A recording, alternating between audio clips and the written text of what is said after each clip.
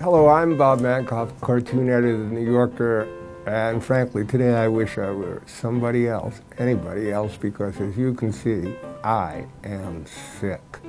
I know this is a little creepy, this mask. Let me see if I can lighten this up a little bit. How's that?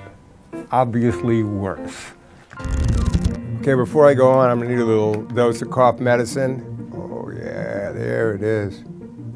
A very fine vintage Robitussin. I believe I'm detecting notes of dextromethorphan.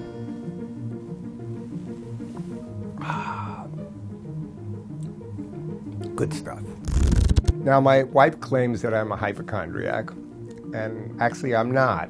I went to my shrink, and he told me that I wasn't a hypochondriac, I only think I'm a hypochondriac. There's a cartoon that I like by George Price about hypochondria, in which the woman is looking at, I think, a picture of her dead husband and saying, he didn't really die of anything, he was a hypochondriac.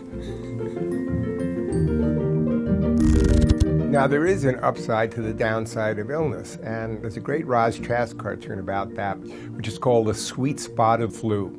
And the sweet spot, according to Roz, is where you're sick enough so that you can absolutely stay home all day without any guilt and watch TV, but that TV itself is not treacherous, which means dangerous. And so that's like the perfect part. I'm clearly not at the perfect part. I'm here doing this video, so I'm hoping to get a little bit sicker.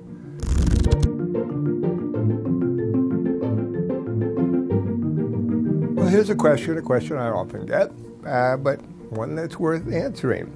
Hello, Bob. On the table of contents page, cartoons are referred to as drawings. Why? Well, here's my supposition. A little interesting fact. Before March 22nd, 1969, there was no table of contents at all. It was simply department headings. That's all there were. In 1969, for the very first time, there's a list of the articles and also the cover and the drawings. And I think the reason is primarily, to my mind, because of the artist Saul Steinberg. Saul Steinberg originally did things that were sort of like straight cartoons that were supposed to be funny. But by the late 60s, his work had diverged very, very much from a standard cartoon. And if we look at a drawing of his that appeared in the same space that a cartoon would in that very year, it wouldn't really be very appropriate to call this a cartoon.